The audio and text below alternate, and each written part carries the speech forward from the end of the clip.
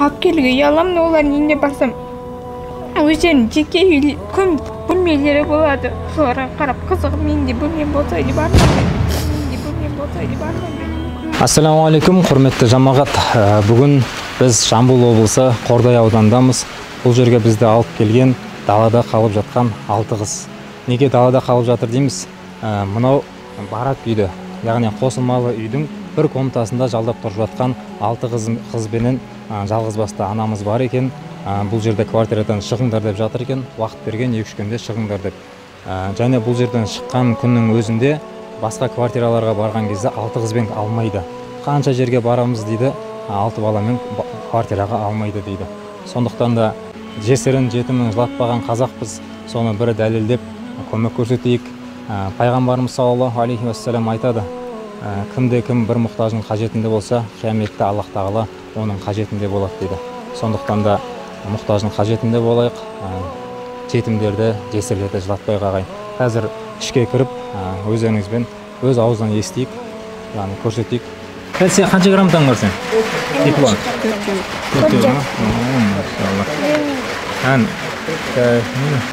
Ақылды бала байқауының жеңімпазы. Машалла, ақылды бала бірінші дәрежелі. Машалла. Так, сенде де бар ма? Мадақтама дейді. Машалла, міне. Есімің кім? Найля. Мақта да бар екен. Бәрі оқымыс деген ғой. Сізде қыздарыңыз бәрі жақсы ғой деген. Машалла. Бұл да сабақтан ба? Байқаудан. Байқаудан. Анан 3 граммта бар екен, Машалла. Жақсы оқи беріңдер. Әпке, енді сіздерге келіп отқан себебімізде бір Алладан үміттеніп келіп жатырмыз, осы 6 бүлдіршін көшеде қалмасын деп.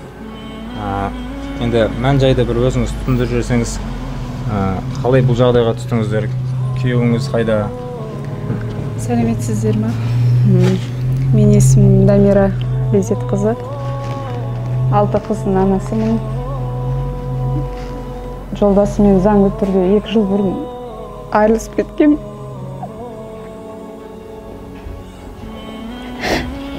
Әкесінен ешқандай көмек жоқ. 2 жыл бойы квартирада тұрамыз.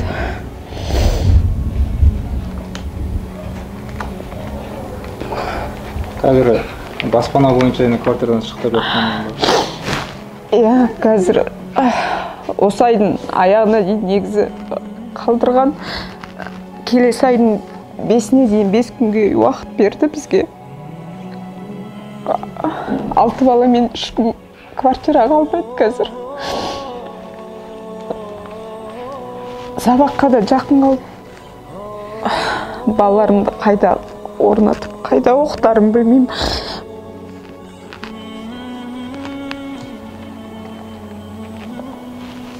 Мектепте оқиды ғой? 3 қызым оқиды. Мектепте 3-еуі үйде.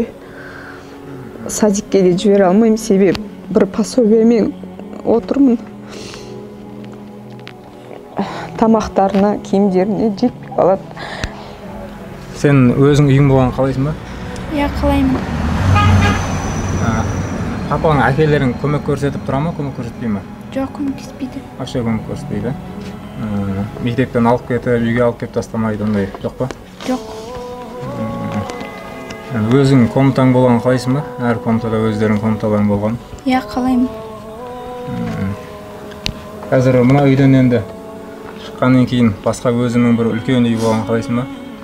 Қалаймын. Алла қаласа. Достарыңды үйге алып келе аласың ба, достарыңды или ұяласың ба?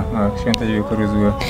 Алып келуге ұяламын, олардың үйіне барсам өздерінің жеке үй бөлмелері болады. Соларға қарап қызығып, менде бөлмем болса деп армандаймын.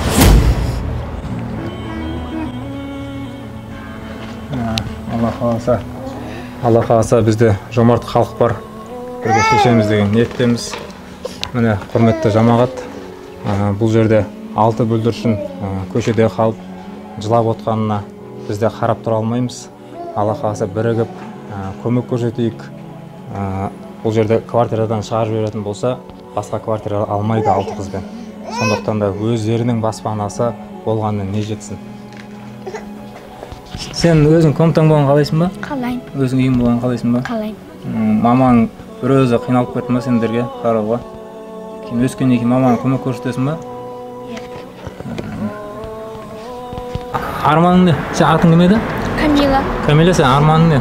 Менің арманым өзіміздің жеке үйіміз болған қалаймын.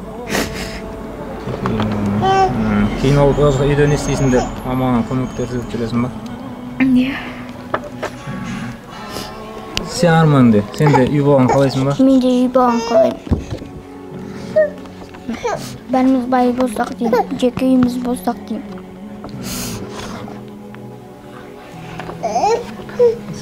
Сен арманың не? Менің арманым біз және мамам жыламаса деймін. Мамаң жыламаса, ой, машалла. Өздерінің анасына жаны ашқан қарындастарымыз, қарагөз қарындастарымыз. Алла қаласа баспана болуға бәрі нәсіп етсін, иншалла. Жыламаңдар, иншалла, Алла қаласа үйлі боласыңдар. Бізде жомарт халық бар, иншалла. Міне құрметті жамағат, пайғамбарымыз саллаллаху алейхи вассалам айтқандай, бір мұқтажын қажетінде болсақ, қияметте Аллах тағала біздің қажетімізде болады. Сондықтан да жетімдер жеселерді жылатпайық, иншалла. Баршаңызға Алла разы болсын. Анасы жұмыс істейін десе, кішкентай балдар үйінде, және де қыздарымыз бұл жерде анасына көмек көрсетемін деп тамақ істеп жатыр.